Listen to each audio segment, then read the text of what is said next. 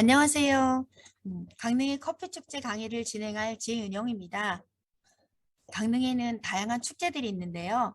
대표적인 축제로는 유네스코 지정 무형문화재인 단오제가 있고요. 새롭게 부상하고 있는 강릉국제영화제를 비롯해서 많은 축제들이 있습니다. 그중에 강릉 커피축제에 관해서 이야기해 보려고 합니다. 제13회 강릉 커피축제가 11월 25일부터 28일까지 열리고 있는 거 알고 계시나요? 커피 한 잔을 시켜놓고 그대 올 때를 기다려봐도 이 노래가 잘 들리는 세대도 커피 한 잔 할래요? 커피 한 잔 할래요? 두 입술 꼭 깨물고 용기 낸 그 말. 폴킴의 커피 한 잔 할래요라는 노래가 귀에 꽂히는 세대에게도 커피는 일상이 되어버린 지 오래되었습니다. 이처럼 커피는 일상에서 뗄 수 없는 존재가 되었는데요. 커피 한 잔이라는 말이 단순한 음료를 뜻하는 것이 아니라 오랜 친구와의 만남, 한가한 오후의 여유, 식사 후 마주 앉은 가족들의 모습, 일상의 소소한 추억 등 다양한 의미를 내포하고 있다고 생각합니다. 그렇다면 커피는 언제 어떻게 생겨나게 된 걸까요?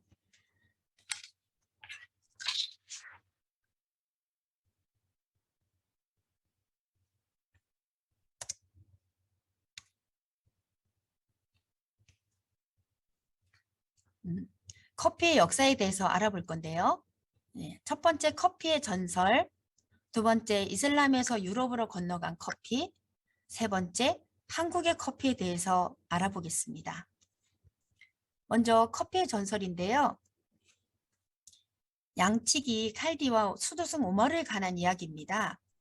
고대의 아비시니아는 현재 에티오피아를 말하는 건데요. 거기에서 있었던 일이에요. 양치기 칼디가 어느 날 이상하게 흥분해 있는 사냥을 발견하는데요. 이슬람교 수도승과 함께 열매를 먹어봤더니 기분이 상쾌해지고 활력이 솟는 듯한 행복감에 휩싸였다고 합니다. 또 졸음을 떨칠 수 있어서 수도승들의 수행에 도움이 되었다고 하는데요. 나중에 수도승들이 더 갖다 달라고 했다는 그런 이야기입니다. 또 두 번째 커피의 전설은 13세기 예멘설이 있는데요. 이슬람교 수도승인 셰이크 오마르가 모함을 받고 모카항 근처 오사부 산중으로 추방되었는데 한 마리의 새가 붉은 열매를 물고 와서는 지저귀고 있었어요. 그래서 그 열매를 동굴로 가지고 와서 끓여보니까 뭐라 말할 수 없는 향기가 피어올랐습니다. 그 액체를 마시니까 그때까지의 피로가 거짓말처럼 사라졌다고 해요. 그 후 오마르는 이 붉은 열매는 알라신의 축복이라고 믿고 또 병자들에게 주어서 수많은 사람을 구했다는 이야기가 있습니다. 그 공적으로 오마르는 모카의 성자로 추앙받았다고 합니다. 이 두 이야기 중에서 에티오피아 목동의 전설이 신빙성을 인정받고 있는데요. DNA를 추적해 봤더니 에티오피아에서 커피나무가 발견이 되었고 예멘에서 경작을 시작했다고 합니다. 그래서 커피는 에티오피아에서 아라비아로 건너왔다는 것이 정설이라고 합니다. 이슬람에서 유럽으로 건너간 커피인데요. 이슬람이 지배했던 커피 재배와 무역입니다. 1505년경에 오스만 투르크 제국의 셀림 1세가 이집트를 정복한 후에 커피를 가지고 들어왔다고 합니다. 그 뒤 1554년 콘스탄티노플, 거기는 현재 이스탄불입니다. 세계에서 최초로 커피하우스가 문을 열었습니다. 현자의 학교로 이름이 칭해졌고 융단을 깔고 고급 장식품으로 치장한 가게였는데요. 커피가 코란의 가르침에 반한다고 하여서 금지 조치가 있기도 했는데 곧 해제되었다고 합니다. 그 상류층에 있는 사람들도 커피의 매력에 빠진 거죠. 1615년 또 이탈리아의 베네치아로 전해졌고요. 1616년에는 모카에서 네덜란드로 옮겨갔습니다. 그리고 1663년 모카 커피의 정기적인 수입이 이루어지게 됩니다. 자, 이슬람 독점의 종언과 커피의 전파인데요. 커피는 예멘 지방의 이슬람교 사원 내에서 재배가 되었고 국외로 반출이 금지가 되었습니다. 인도의 이슬람 승려 바바부단이 메카의 성지 순례길에 커피 종자를 숨겨오게 되면서 남인도 마이소어 해안에서 재배에 성공하게 됩니다. 이것이 현재까지 이어지는 커피 나무의 원목이 되었어요. 이로 인해 커피로 막대한 이익을 내고 있던 이슬람 사회의 독점 시장이 조금씩 무너지게 되었다고 합니다. 이슬람에서 유럽으로 건너간 커피 중에서 유럽의 커피 문화, 커피하우스에 대해서 알아보겠습니다. 베네치아 상인들에 의해서 최초로 유럽 대륙에 들어서게 되는데요. 베네치아 항과 마르세이 항을 통해서 수입이 되었고 이에 따라서 유럽의 커피 무역망이 형성이 됩니다.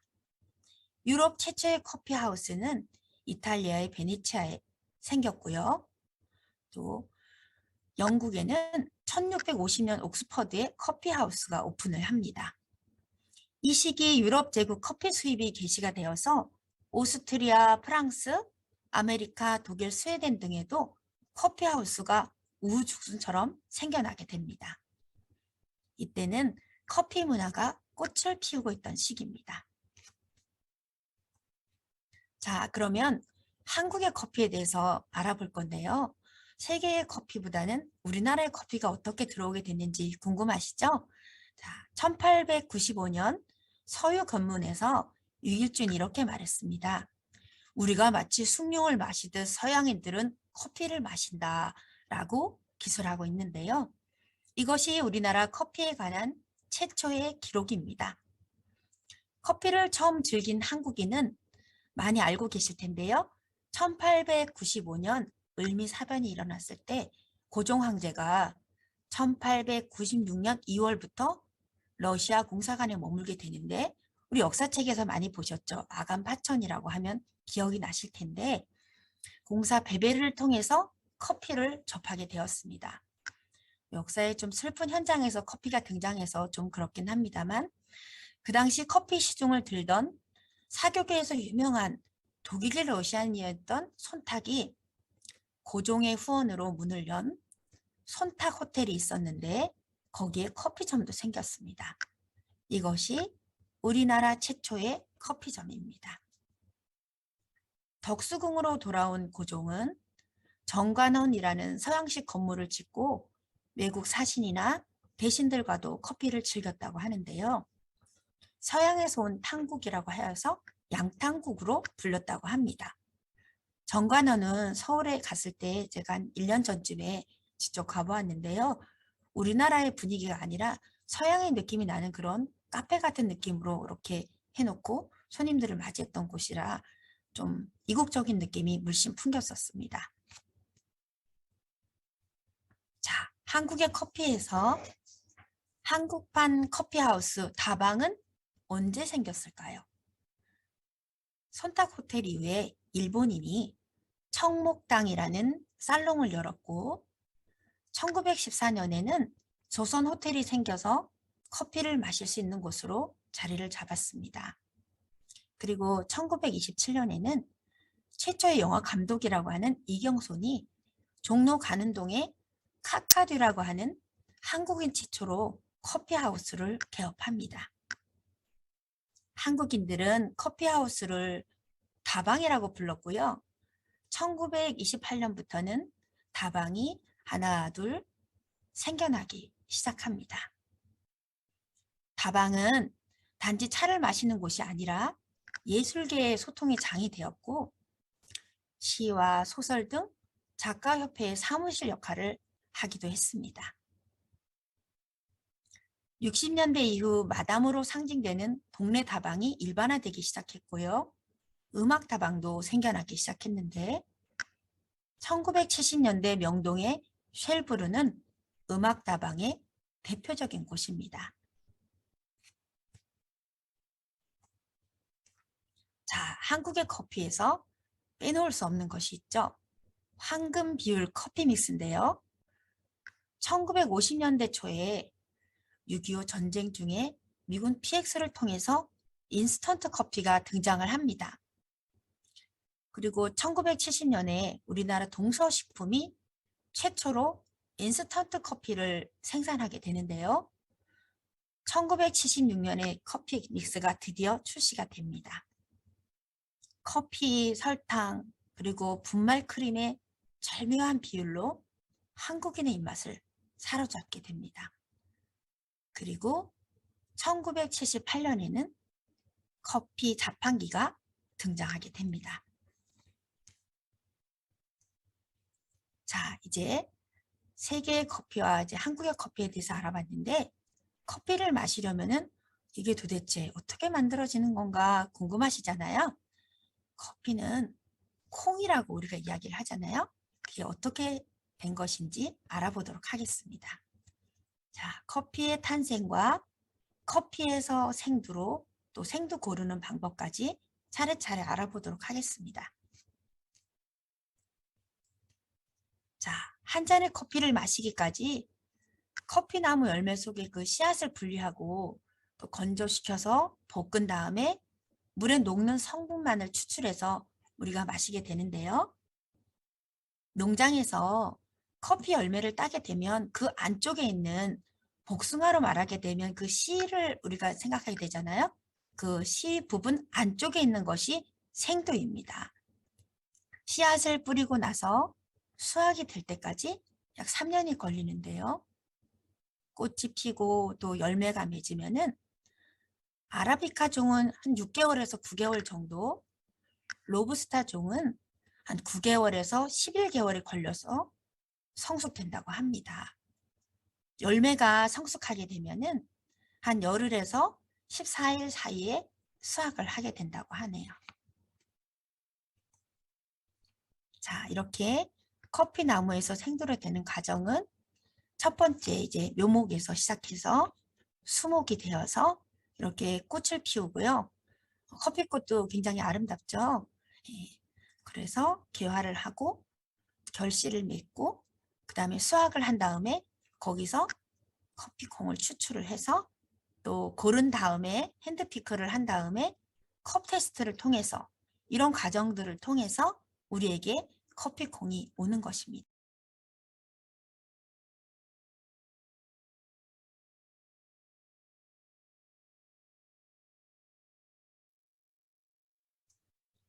자, 그럼 생두를 골라봐야 되는데요. 자, 보시면 이렇게 색도 두 가지 색이 있는데 커피 생산지에 따라서 이렇게 다른 색을 내기도 하는데요. 커피의 품종, 산지, 그리고 숙성 과정, 또 크기, 또 결점이 있는 콩들은 어떤 건지, 또 스페셜티 커피에 대해서도 알아보겠습니다. 생두를 고를 때 이제 커피의 품종이 아라비카 종과 로부스타 종이 있는데요. 아라비카 종은 개성이 있는 다양한 품종이 있고 전 세계 커피의 65%를 차지한다고 합니다. 원산지가 에티오피아 그리고 고지대에서 자라서 밀도가 높고 깊은 이 맛과 향을 내는데요. 또 커피에서만 느낄 수 있는 그 신맛도 아주 우수하다고 합니다.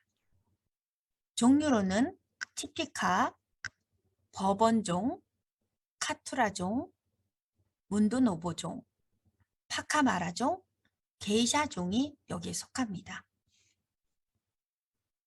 두 번째 이제 로부스타 종이 있는데요. 원산지는 콩고이고요. 아라비카 커피에 비해서는 좀 향기가 부족한데 신맛이 거의 없고 쓴맛이 강하다고 합니다. 어떤 분들은 또 커피의 신맛을 싫어해서 쓴맛을 좋아하시는 분들도 있는데 그런 분들에게 적합한 종이겠네요. 인스턴트 커피나 저렴한 레귤러 커피의 원재료가 되기도 하는데요. 성장이 빠르고 병충해에 강한 특징이 있습니다. 아라비카 종의 재배가 불가능한 지역에서도 재배가 가능하다고 하고요.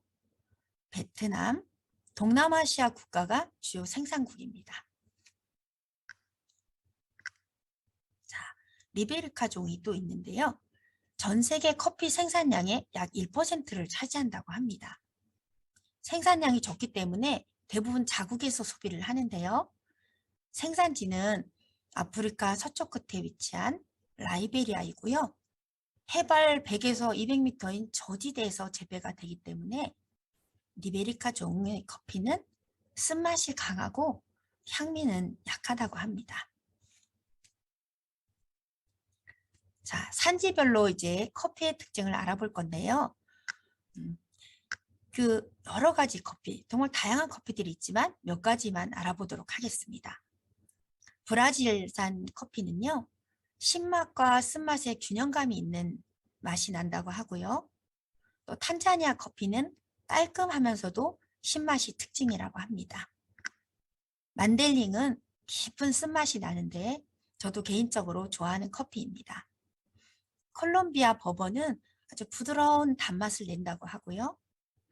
카메룬 피버리는 또 개성 있는 강렬한 향을 내는 그런 커피라고 합니다. 자, 그러면 생두 고르는 과정을 설명드리겠습니다. 생두는 그 숙성 과정에 따라서 뉴크롭과 패스트크롭과 올드크롭으로 나뉘는데요. 뉴크롭은 그 해에 수확한 해콩을 말하는 거고요. 패스트크롭은 전년도에 수확한 콩입니다. 그리고 올드크롭은 수확하고 3년에서 한 4년 정도 지난 콩을 말하는데요. 자, 뉴크롭은요. 아름다운 청록색을 띠는 것이 특징이고요. 맛과 향이 깊어서 커피가 가진 특성이 잘 나타난다고 합니다. 패스트크롭은 전년도에 수확한 콩인데 적당히 수분이 빠져서 표면이 누르스름하게 변한 상태의 콩입니다. 해콩이 가진 그 신선함이나 그런 건 좀 떨어지지만 로스팅하면서 맛의 포인트를 찾아내는 것이 중요하다고 합니다. 올드크롭은요. 수확하고 3, 4년이 지난 콩인데 수분이 빠져서 황갈색으로 변한 상태고요. 수분이 적기 때문에 균일하게 로스팅할 수 있는 것이 또 특징입니다. 경쾌하면서도 또 부드러운 맛을 내는데 그렇지만 3, 4년이 지난 콩이기 때문에 커피가 가진 본질적인 향미는 많이 떨어진다고 합니다. 그렇지만 뉴크롭이나 패스트크롭이나 올드크롭이 다 다른 특징을 가지고 있어서 커피의 이렇게 숙성 과정에는 이런 게 있다는 것을 말씀드렸습니다. 자, 생두는 또 크기로 볼 수가 있는데요. 입자가 큰 콩이 있고 또 입자가 작은 콩이 있는데 입자가 큰 콩에는 콩은 로스팅 하면은 가볍고 상큼한 뒷맛이 있는 깔끔한 맛을 내는데요. 대표적인 품종으로는 마라고 지페 종이 있고 또 막 파카마라 종이 있습니다.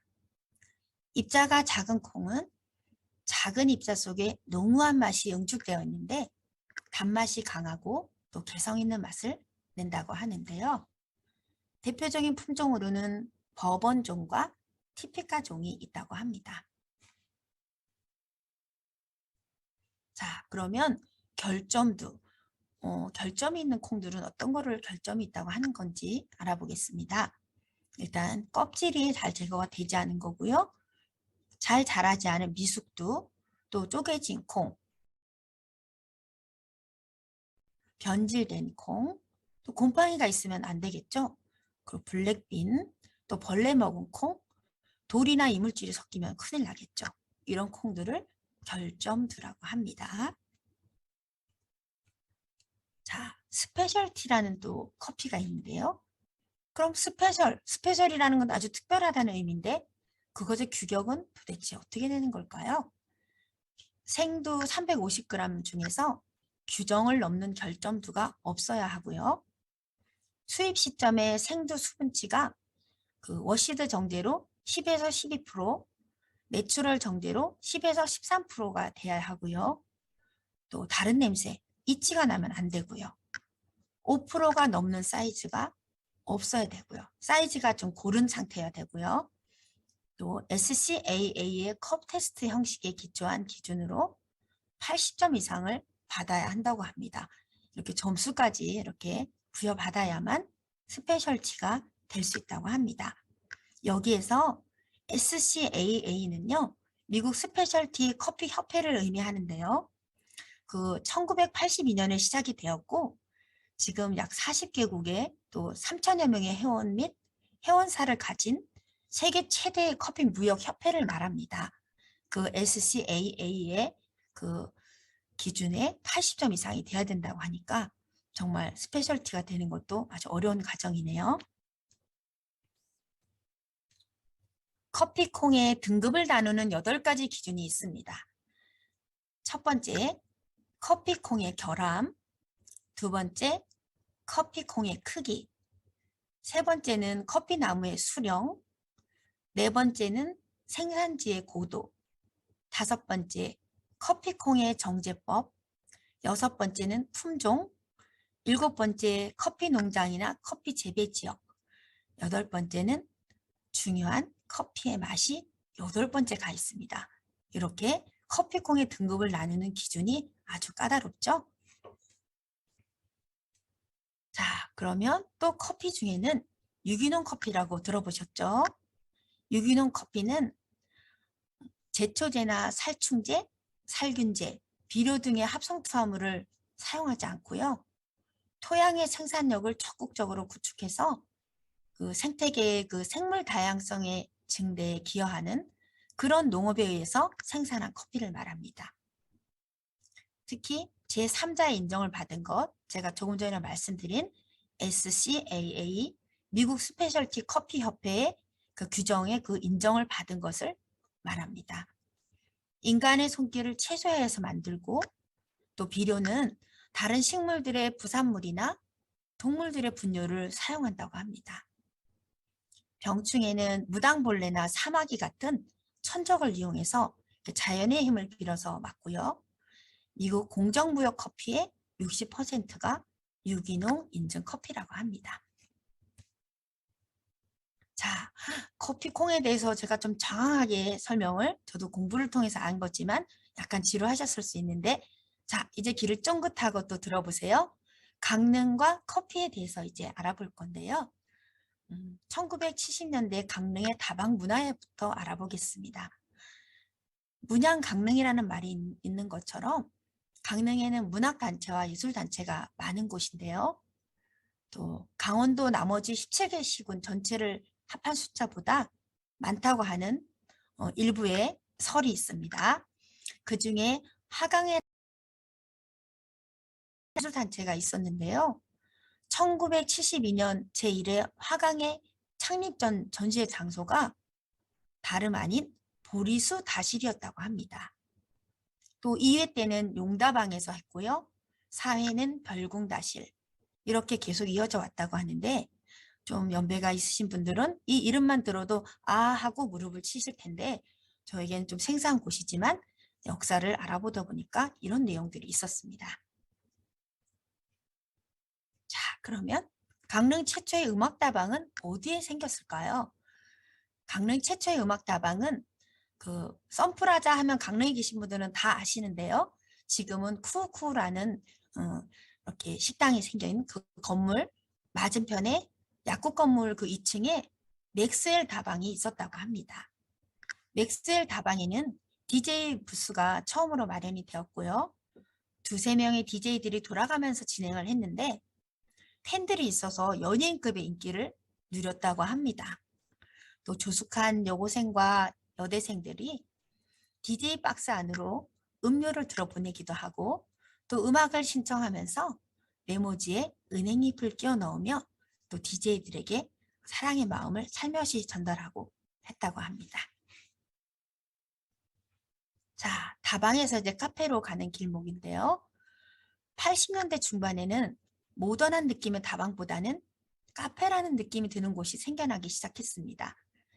성내동 대학로 중심가 지하에 그 신앙송회가 열리기도 했던 문화의 명소였던 다랑, 그 다랑에서 신앙송회가 열릴 때는 지금 우리가 이름을 알만한 황금찬 시인이나 조병아 시인 등이 거기서 참여를 했다고 하니까 굉장한 역사적인 장소죠. 또 청춘들이 찾는 명소였던 오솔길. 오솔길은 지금도 아마 운영이 되는 걸로 알고 있습니다. 락발라드 분위기가 물씬 풍기는 카살한 곳, 그런 곳 등이 다방에서 카페로 가는 길목에 생겼던 커피숍들입니다. 자, 강릉 정치 1번지 청탑 다방을 또 빼놓을 수가 없겠죠. 2012년 봄에 강릉의 정치 1번지로 이름을 날렸던 청탑 다방이 문을 닫았습니다. 50년대부터 그곳을 지켜왔던 청탑 다방인데요. 오랜 세월 강릉의 입김으로 통했던 곳입니다. 국회의원이나 간선시대의 시장, 군수님들조차도 부임하면 이곳에 인사를 오는 것이 전통처럼 여겨지던 시절이었는데요. 과거 문화원장, 상공회의소장, 향교 정교에 이르기까지 모두 이곳의 터줏대감이었다고 하는데 커피나 쌍화차 한 잔씩을 시켜놓고 세상 돌아가는 이치를 논하던 곳이었다고 합니다. 우리가 역사를 살펴볼 때 부정적인 면과 긍정적인 면들을 살펴볼 수가 있는데 청탑 다방 역시 긍정적인 면만 있었던 건 아니죠. 일부 어떤 그 상류층에 또 고관직에 있었던 분들이 이용하던 곳이어서 사실은 이제 그 커피값이나 그런 부분들이 지금으로 말하면 국민의 세금으로 내는 그걸 해서 좀 눈치를 봤던 그런 부분을 현재에 와서 또 지적하는 분들도 있는 곳입니다. 손님들을 가려받을 정도로 다방 마담들이 권세를 부렸고 강릉의 시대정신을 표방하면서 현대사 흐름의 곳곳을 이정표처럼 지켜왔던 곳입니다. 제가 조금 전에 말씀드린 그런 부정적인 면도 있지만 제 개인적으로는 청탑 다방이 다시 문을 열어서 젊은이들이 옛날의 다방 문화는 어떠했는지 그런 것을 볼 수 있는 공간으로 거듭났으면 하는 바람이 있습니다. 자, 이건 아주 귀한 지도인데요. 강릉에 다방이 있던 그 시대의 지도입니다. 이렇게 가까운 곳에 다방들이 옹기종기 모여 있었는데 지금은 사실 이 부분에는 중앙시장 근처인데요. 이 부분에 다방들은 잘 찾아볼 수가 없고 바닷가에 있는 카페라든가 또 동네 곳곳에 이렇게 다양하게 커피숍이 생겨나게 되었습니다. 자, 강릉과 커피에서요. 우리가 안목 커피 거리는 절대 빼놓을 수 없는 곳이죠. 길다방이라고 불렸다는 거 알고 계신 분들 많으실 텐데요. 정말 가구 수락은 50여 호에 불과한 작은 항구였는데 버스도 하루에 서너 번 정말 겨우겨우 들었습니다. 커피 자판기가 즐비해서 길다방 혹은 길카페라고 불렸었는데요. 입소문을 타면서 사람들에게 자리매김을 하고 현재의 안목 커피 거리가 된 곳입니다. 제가 그때 이제 그 다른 곳에서 살다가 강릉으로 이사 온 지 얼마 안 되었을 때 정말 길다방이 아주 문전성시를 이루던 곳이었는데 그때 아주 작은 소망을 제가 생각했습니다. 내가 꼭 여기 자판기를 하나 꼭 갖다 놓으리라 이런 생각을 했는데요. 꿈이 너무 작았던 것 같습니다. 카페를 차리겠다고 했으면 더 열심히 살지 않았을까 그런 생각이 드는데요. 결국 그 꿈은 이루지 못했고 지금은 자판기는 거의 사라지고 여기 지금 사진에 보이시는 이 자판기 보이시죠? 거의 이게 전무하다시피 이제 자판기는 볼 수가 없습니다. 다행히 지금 남아있는 이 자판기가 제가 정말 열심히 가서 마셨던 그 자판기 위치인데요. 기계는 바뀌었겠지만 여기 남아있어서 갈 때마다 굉장히 행복감을 느끼면서 아이들과도 자판기 커피를 뽑아 먹곤 합니다. 그런데 특이하게도 자판기 커피라면 맛이 다 똑같지 않을까라고 생각하실 텐데 그렇지 않다고 합니다.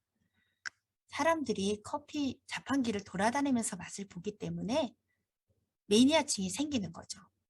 그래서 주인들이 손님들 몰래 커피나 프리마 설탕 외에 미숫가루나 콩가루, 누룽지 가루 등을 또 참깨 같은 것을 넣어서 다양한 레시피를 넣어서 사람들의 입맛을 사로잡고 단골 고객들까지 유치하게 되는 그런 상황들이 벌어졌다고 합니다. 정말 그냥 되는 것은 없나 봅니다.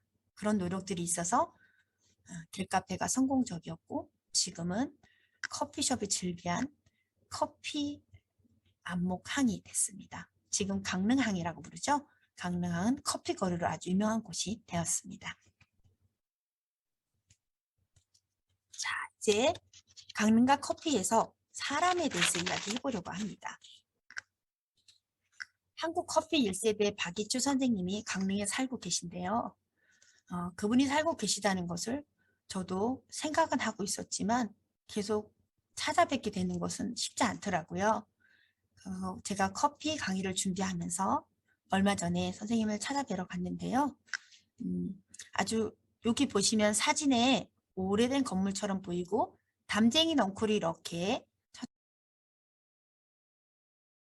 쳐져 있는 좀 작지만 아주 허름하고 이렇게 보이는 건물인데 여기 선생님이 계셨습니다.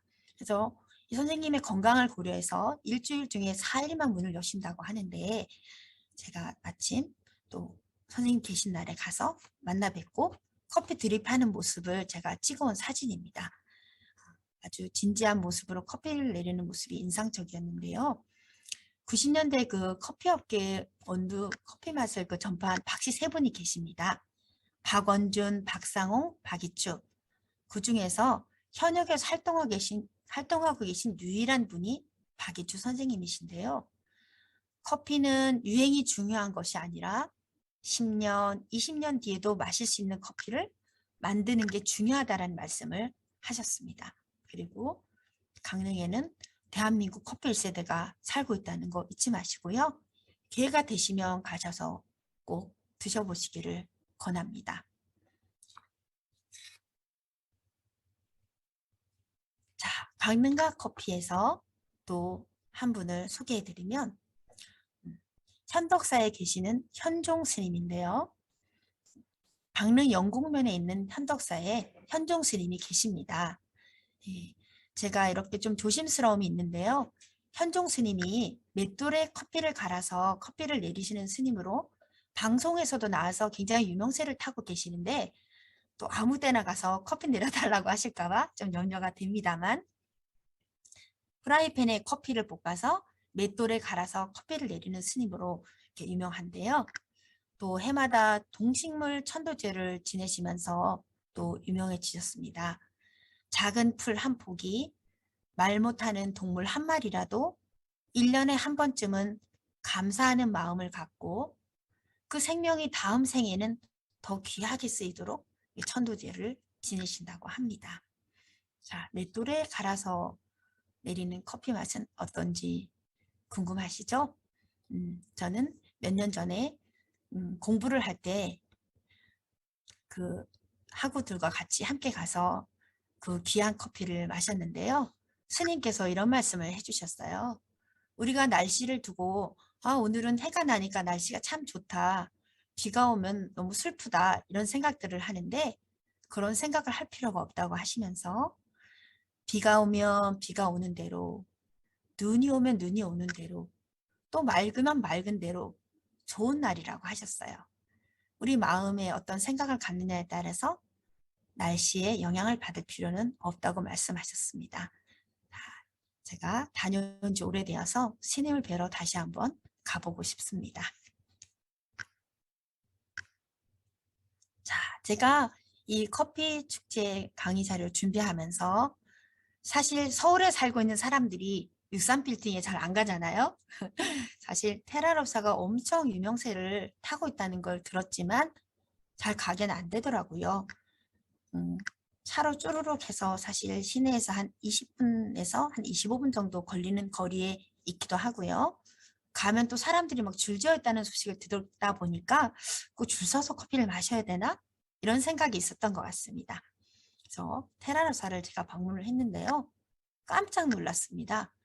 이렇게 한 장의 사진에 담을 수 없을 정도로 이렇게 큰 건물에 2장의 사진에 나누어 담았는데요. 이게 강릉에 있는 곳이 맞나 싶을 정도로 엄청 거대한 커피 공장이 정말 그야말로 자리하고 있었습니다. 2002년에 테라로사가 오픈을 했는데요. 그 은행가 출신의 김용덕 대표는 얼마 전에 그 유재석이 진행하는 유키즈라는 그 프로그램에 또 출연하기도 했는데요. 테라로사가 그 커피가 자라기 적합한 검붉은 석화암이 풍화되고 또 남은 토양으로 수분기의 라테라이트 모양과 비슷한 지대라는 이렇게 어려운 뜻인데요. 즉 커피가 자라기 좋은 곳이다라는 뜻의 이름이라고 합니다. 테라로사가. 그리고 한국 스페셜티 업계의 좌장으로 우뚝 선 김용덕 대표가 이 테라로사를 설립했는데요. 놀라운 것은 이 커피에 발을 들여놓기 이전에 전 세계를 돌아다니면서 커피의 맛을 보는 데만 2억 원을 투자했다고 하는 그런 이야기를 그 신문 기자에게 얘기했던 적이 있는데, 또 한 가지 어떤 일을 하기 위해서는 어떤 도전과 그런 경험이 있지 않고서는 어려운 일이구나라는 생각을 하게 됐습니다. 그래서 테라로사는 한국 커피 산업의 종합 선물 세트 같은 곳이고요. 국내 최초의 커피 공장이 테라로사입니다. 지금은 세계 각국에도 분점이 있고 그렇게 뻗어나가는 곳이라고 합니다. 자, 멀리 돌아서 주제인 강릉 커피 축제로 이제 돌아왔습니다. 강릉 커피 축제는 어떻게 탄생이 됐을까 정말 저도 궁금했는데요. 강릉과 커피가 어울릴까 안 어울릴까 이렇게 생각하시는 분들 많으세요. 커피가 잘하는 것도 아니고 뭐 이렇게 생각하실 수가 있는데, 커피와 바다 이렇게 하면 어떠세요? 어울리는 것 같지 않으세요? 바다에서 커피를 마신다. 그러면 강릉과 커피는 아주 찰떡입니다. 자, 커피가 강릉으로 간 이유는 하고 이 문구는 커피 축제의 도화선이 된 그 중앙일보 기사의 헤드라인인데요. 테라로사와 보헤미안 그 언덕 위의 바다를 엮어서 특집으로 다룬 것입니다. 2009년 가을 강릉에서 새로운 향기를 만난다라는 주제로 막이 오르게 된 커피 축제의 그 단초가 된 그런 사건이었는데요. 그 당시에 강릉 안목항 일대가 강릉항이죠. 극심한 교통 정체로 일대 소란이 빚어졌고, 무료 커피 체험에 익숙지 않은 주변의 카페 대표님들이 축제 행사장에 항의하는 총극까지 벌어졌다고 합니다. 그리고 또 길카페로 불리면서 자판기 커피를 마셨던 추억을 가지고 오셔서 마셨던 분들이 있고요. 또 일을 마치고 친구와 마시는 차 한 잔, 또 군복무를 위해서 바다 근처에서 보초를 서던 군인들, 연인들의 사랑과 이별 이야기, 많은 이야기들이 모여서 전국 최초로 커피 축제에 막이 오르게 됩니다. 그리고 커피 축제의 시작은 신라시대의 화랑들이 차를 다려 마셨다는 차의 시원지 한송정에서 샘물을 정한수처럼 떠가지고 와서 그것도 새벽에 길어다가 한나절 순화를 시킨 후에 커피를 내리는데요. 또 커피 명인인 박이추 선생님이 이럴 때 원두를 갈아서 또 추출을 해서 나눠 마시면서 시작됐다고 합니다. 그 커피 한 잔에 소망과 다복과 정성을 담아내는 것이라고 합니다. 그리고 또 강릉 커피 축제에서는 케냐, 이탈리아 등 커피 주요 생산국의 커피를 한 곳에서 맛볼 수가 있고요. 음악 공연이나 커피 용품을 판매하고, 또 명주 프리마켓이라고 해서 개개인이 만든 자수나 아니면 또 봉제로 만든 제품들, 액세서리 등을 판매하는 다양한 행사들이 있고요. 또 바리스타 어워드나 핸드드립 커피 어워드, 마카롱 어워드 등 다양한 또 경쟁이 있는 그런 것들을 개최하고 있어서 볼거리가 아주 풍성한데요. 그것뿐만이 아닙니다.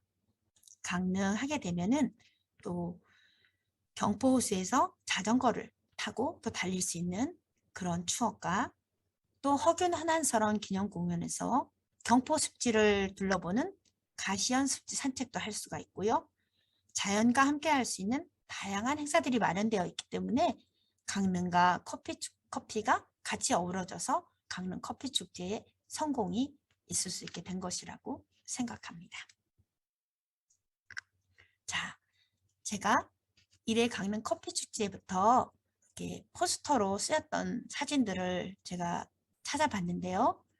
이 첫 번째 강릉 커피 축제에서는 박이주 선생님이 커피를 내리는 모습이 사진에 올라와 있는데, 아까 제가 보여드렸던 사진과 많은 차이가 있죠.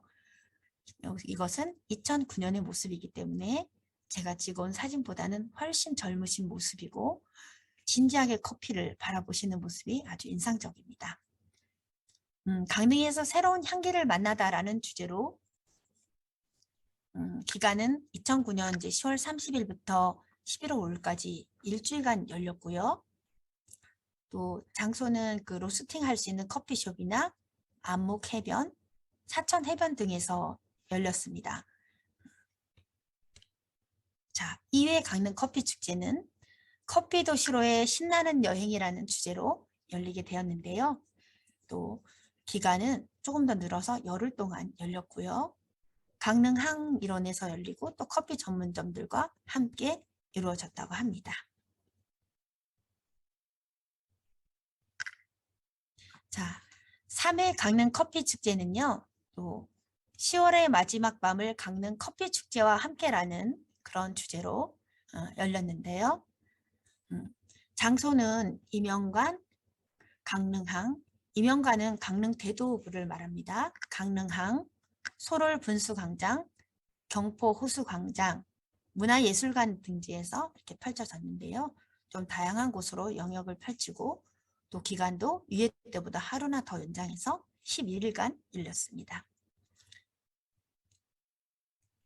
자, 4회 강릉 커피축제는 커피별에 피는 꽃을 먹듯이라는 슬로건으로 또 열렸는데 10월의 마지막 밤을 강릉 커피축제와 함께라는 그 부제목이 있었습니다. 그리고 기간은 열흘이었고 또 강릉문화예술관과 강릉항일원에서 열렸습니다. 제5회 강릉 커피축제인데요. 슬로건은 커피별 강릉, 풍경의 절정마다 커피가 있다라는 정말 이런 시적인 제목으로 또 하게 됐는데요. 이때는 기간이 4일이었습니다. 그리고 이제 주요 행사로는 커피별 강릉이라는 그 슬로건처럼 커피별 이벤트가 있었고요. 그다음 퍼포먼스 관련된 것이고 커피별 투어라고 해서 또 그런 게 있었고 커피별 스테이지, 공연 등을 했고요. 커피별 스트리트 해서 또 체험을 할 수 있는 것들이 있었습니다. 커피별 컬처, 또 문화가 있는 그런 커피 축제였고요. 커피별 해서 아트 힐라피라는 또 그런 행사들이 있었습니다. 아트와 힐링과 테라피를 합쳐서 아트 힐라피라는 그런 또 새로운 장르를 또 선보이기도 했던 커피 축제였습니다. 제6회 강릉 커피 축제는요.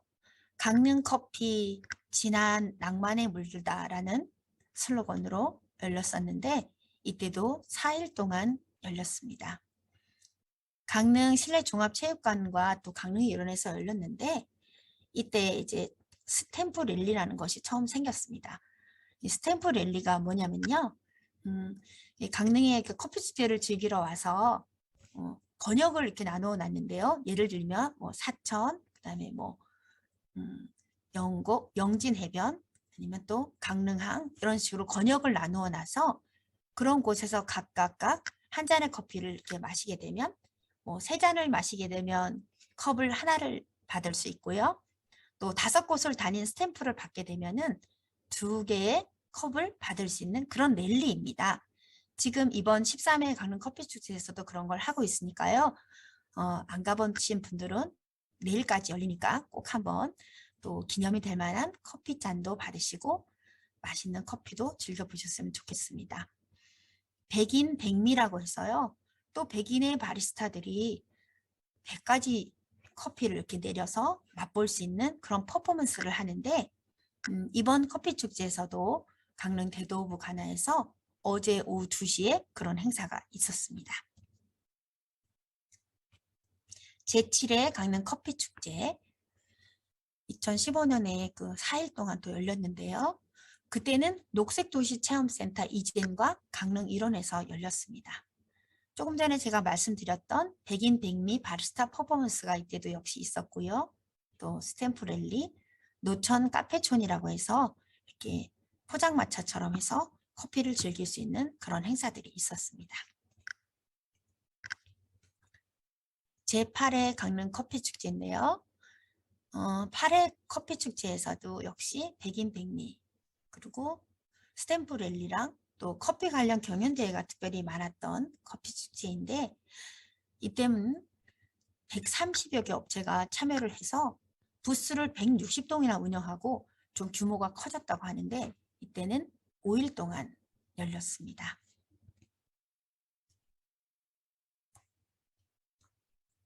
제9회 강릉 커피 축제 포스터 좀 아기자기하고 재밌지 않나요? 네. 그리고 또 대한민국 유망 축제로 선정되었다고 하는 글이 오른쪽 위에 보면 상단에 조그맣게 있는데요.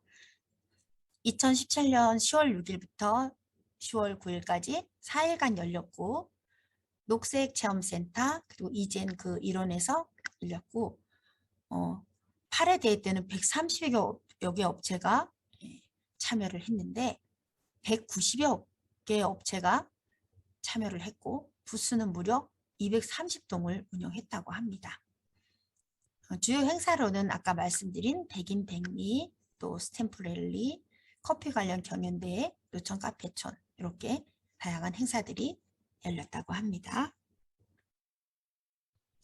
그리고 10회로 가는 것이 아니라 동계올림픽 기념으로 또 2018년에 강릉 세계 겨울 커피 축제가 열렸는데요. 또 부제로는 재즈 프레소라고 해서 또 재즈 음악과 함께하는 그런 겨울 커피 축제가 있었습니다. 이때 그 행사에 참여했던 분들은 굉장히 춥고 힘들었을 거지만 또 세계적인 강릉으로 부상할 수 있는 또 역사적인 현장에서 그 일들을 해내셔서 보람 있었다고 하는 얘기를 나중에 들을 수가 있었습니다. 그때는 그 동계올림픽 기념으로 열린 커피 축제였기 때문에 2018년 2월 9일부터 2월 25일까지 17일간 열렸고요. 시간은 오전 10시부터 오후 8시까지 10시간 이렇게 진행을 했다고 합니다. 강릉 커피거리하고 강릉의 커피 명소 일원에서 이런 축제들이 열렸고요. 이때는 아주 큰 행사이니만큼 문화체육관광부에서도 또 후원을 해주셨나 봅니다. 자, 주요 행사로는 세계 커피벨트 민속전이라는 행사가 있었고요. 또 제목에서 그 재즈 프레소라는 부제처럼 재즈 공연이 펼쳐졌고요. 겨울과 재즈, 뭔가 너무 잘 어울리는 그런 공연이었을 것 같다는 생각이 들고요. 또 우리 커피 히스토리전이 있었고 100명의 바리스타들이 퍼포먼스가 그때도 있었습니다. 그리고 다양한 커피 체험들을 할 수가 있었는데 이 강릉 커피 축제가 우리나라 사람들만을 위한 축제가 아니라 세계인들에게까지 선보일 수 있는 아주 좋은 기회였다고 생각합니다. 제10회 강릉 커피 축제는 커피 도시와 녹색 플러스 상상이라는 주제로 열렸습니다. 이때는 또 5일간 열렸고요. 또 새활용 프로그램 및 체험이라는 또 새로운 또 행사가 있었고요. 커피 관련 세미나나 경연대회 또 강릉 커피 축제 주제관이 또 열려서 사람들에게 볼거리를 제공했던 커피 축제였습니다. 이때는 또 10번째여서 사람들이 좀 더 뜻깊게 생각을 했던 커피 축제가 과연 성공할 수 있을까라는 걱정을 했던 분들에게 그런 것들을 날려버릴 수 있는 대회였습니다. 축제 기간. 자, 제11회 강릉 커피 축제인데요. 자, 보시면 고래도 춤추게 한다라는 그런 책 제목이 굉장히 그때 막 한동안 사람들에게 어떤 베스트셀러로 이렇게 했었는데 이 고래를 모델로 해서 커피를 들고 있는 모습이 너무 귀여웠던 포스터인데요. 고래도 커피를 마시는 커피 도시 강릉, 또 재밌는 부제도 달려 있습니다. 주제는 커피가 말하다, 보이스 오브 커피라는 그런 주제로 열렸었는데요. 강릉 아레나하고 또 안목 해변 등에서 열렸습니다. 자, 이렇게 10일의 강릉 커피 축제가 이렇게 아레나 그 경기장에서 열리는 모습을 한 장 제가 더 이렇게 불러왔고요. 자, 갑자기 11회에서 13회로 넘어갔네요. 이게 어떻게 된 거죠? 정말 안타깝게도 12회 강릉 커피 축제는요. 우리 모두 지금 마스크를 벗지 못하고 계속 마스크를 쓰고 있는 그런 상황인데요. 코로나19로 인해서 제12회 강릉 커피 축제는 열리지 못했고요. 제13회 강릉 커피 축제도 사실 처음에는 10월에 열리기로 되어 있었는데요. 어떤 상황들이 좋지 않아서 다시 연기가 되면서 지금 11월 25일부터 내일 11월 28일까지 4일간 열리게 되었습니다. 자, 그래서 정말 제목도 왠지 짠한데요. 그래도 커피라는 그런 슬로건으로 열리게 됐고, 왼쪽에 보시면 이렇게 포스터도 굉장히 차분하면서도 좀 품위가 있는 그런 디자인으로 멋있게 이렇게 만들어서 커피 축제가 열리고 있습니다. 시간은 오전 10시부터 오후 7시까지니까요. 참고해 주시고요. 그 강릉 대도부 가나랑 강릉도 일원에서 열리겠는데, 특히 이번 강릉 커피 축제 13회 커피 축제는요. 그 친환경 축제로 해서 축제 기간 동안에 플라스틱하고 종이컵을 제한하고요. 그리고 안타깝게도 행사장 내에서 먹는 것이 금지가 되어서 로스팅 체험이나 그런 걸 할 수는 있지만 커피를 맛보는 것은 어려운 상황이 되었습니다. 또 입장 시에 그 다회용 컵을 제공해서 퇴장 시에 반납하는 방식으로 친환경 축제로 이렇게 만들려고 준비가 되었고요. 두 번째는 또 커피 부산물 체험이라고 해서 커피 부산물을 활용한 체험 등을 진행하는데, 제가 어제 그 영곡 소량기 캠핑장에 갔을 때 그 커피 그 찌꺼기를 이용해서 연필을 만드는 체험을 하고 있는 어린이를 봤어요.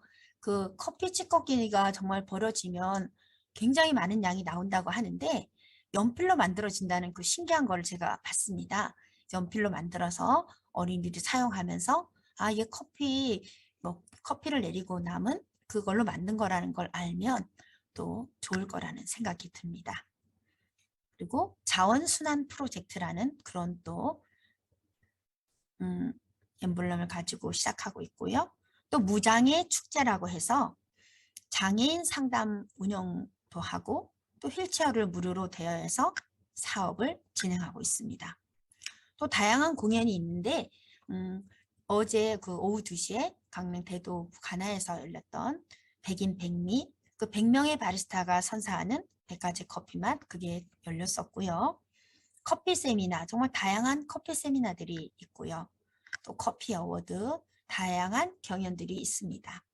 또 커피 셔틀버스를 운행하고요. 커피 추출 및 로스팅 체험을 할 수도 있는데 또 강릉형 생활 프리마켓, 명주 프리마켓을 영곡 수량기 캠핑장에서 또 운영을 하고 있는데요. 정말 솜씨들이 좋으신 분들의 다양한 제품들이 전시가 되고 있고 또 판매가 되고 있으니까 기회가 되시면 가보시면 좋을 것 같습니다. 아, 그리고 이번에 미리 예약을 하지 않으면 가볼 수 없는 코로나19로 해서 그런 상황이라 가도 못 들어가는 거 아닌가? 이렇게 생각하시는 분들이 계시는데요. 가셔서 코로나19 예방접종 하신 것을 이렇게 확인하게 되면은 입장이 가능하십니다. 그래서 많이 가셔서 보시면 좋겠습니다. 그리고 제가 말씀드린 아까 스탬프 랠리, 커피를 세 곳에서 마시고 또 커피잔도 꼭 받아가실 수 있으면 좋겠고요. 네.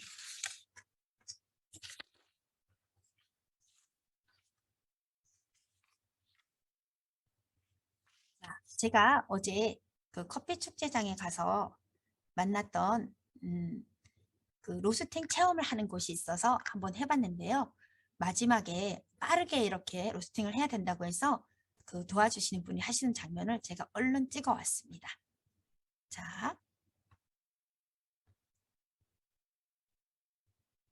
자, 이렇게 커피콩을 종이컵에 한 컵 받아가지고 여기다 이렇게 담아서 가스레인지 위에 올려서 계속 이렇게 콩을 저어주면서 돌리게 되면은 이렇게 콩이 정말 티밥 튀겨보셨잖아요. 그렇게 펑 터지는 것처럼 커피콩이 커지면서 이렇게 완성이 되더라고요. 네, 그래서 이것을 내려서 마시면 더 행복하겠죠?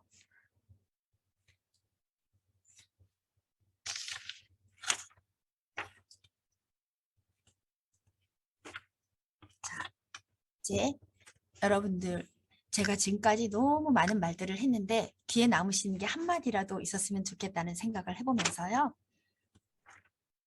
자, 따뜻한 찻집에서 그 시집을 한 권 옆에 두고 뒤척이다가 아무 페이지라도 나오면은 또 읽고 싶은 그런 계절인데요. 맷돌에 갈아 나온 그 스님의 커피도 한국 1세대 명장의 그 진심이 담긴 그 핸드드립 커피도 또 커피 매니아 김용덕 대표의 커피 사랑도 만나볼 수 있는 곳이 강릉이고요. 집에서 즐기는 또 숨은 커피 광들이 아주 많다는 것도 또 강릉이라는 자부심을 가져도 좋을 듯 합니다. 그리고 강릉에 있는 900여 개 업체의 카페 사장님들께도 응원을 보내고요.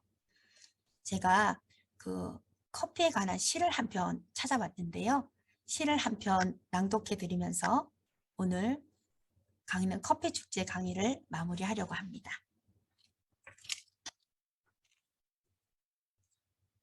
어느 날의 커피 이혜인. 어느 날 혼자 가만히 있다가 갑자기 허무해지고 아무 말도 할 수 없고 가슴이 터질 것만 같고 눈물이 쏟아지는데 누군가를 만나고 싶은데 만날 사람이 없다. 주위에는 항상 친구들이 있다고 생각했는데 이런 날 이런 마음 들어줄 사람을 생각하니 수첩에 적힌 이름과 번호를 전화번호를 읽어내려가 보아도 모두가 아니었다. 혼자 바람 맞고 사는 세상, 거리를 걷다 가슴을 사기고 마시는 뜨거운 한 잔의 커피. 제가 조금 가라앉는 시를 낭독해 드렸는데요. 이제 강릉에 계신 분들은 강릉 커피 축제장으로 달려가실 준비 되셨죠? 다음에 또 커피에 관한 이야기를 할 수 있을 때 다시 만나 뵙도록 하겠습니다. 지금까지 들어주셔서 너무 감사하고요. 하슬라 입문 강사